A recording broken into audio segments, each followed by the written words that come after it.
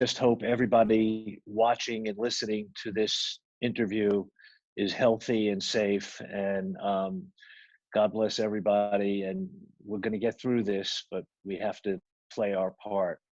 So good luck to everybody on this right now. And thanks for this interview. As we know, we are facing a urgent climate crisis. Everybody knows about that. Every sector has to collaborate in addressing the proliferating amounts of greenhouse gases. Every day, about 120 million tons of global warming pollution is emitted into the atmosphere.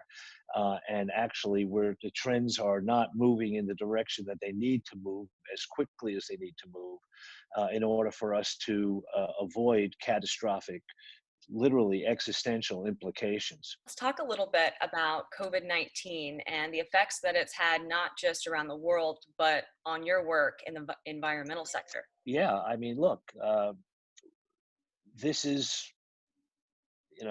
social distancing is not something good for sports. And right now, the foremost, everybody is, how to keep everybody healthy and safe. Whether it's the Yankees or whether it's AEG or whether it's the Pirates or whether it's the International Olympic Committee, which is obviously, postpone the Olympics in Tokyo, and whether it's the U.S. Tennis Association or Roland Garros or Wimbledon or the Australian Open. Every sports, whether it's FIFA, UEFA, everybody is paying attention to actually coming together to help address this issue. It underscores our interdependence, this circumstance, the fact that we are now recognizing that all of us depend on everybody being healthy, that the lack of availability of health services to millions and millions of people, certainly in the United States, puts hundreds of millions of people at risk. We're all connected. This is really showing, ironically, through our isolation, we are becoming much more aware of our interdependence. I did want to ask you, you're obviously very, very passionate and you have an incredible resume of working with everyone from the NFL, MLB, NBA, the Olympics, and everything in between.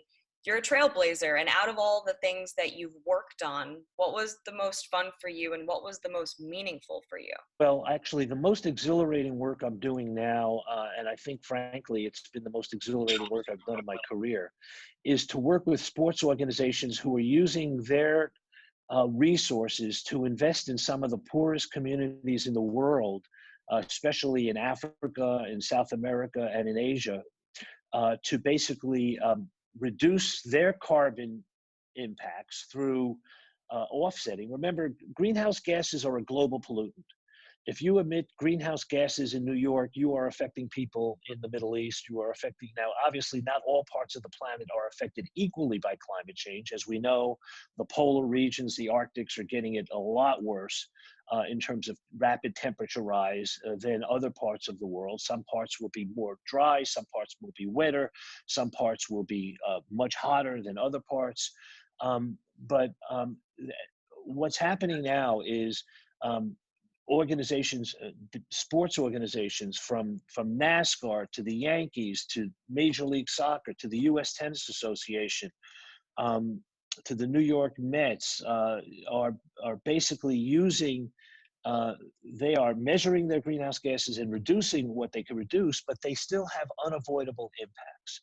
What is your message to the world in this time of crisis? And is there anything else that you want to add or say or focus on? There's only one planet. There's only one team.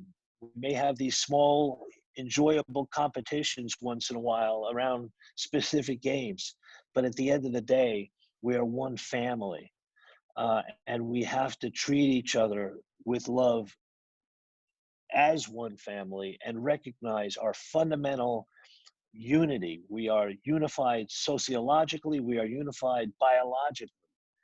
And the more we recognize that, the safer we'll be, the healthier we'll be, the more prosperous we'll be. Thank you. Thank you so much, Dr. Alan Hershkowitz.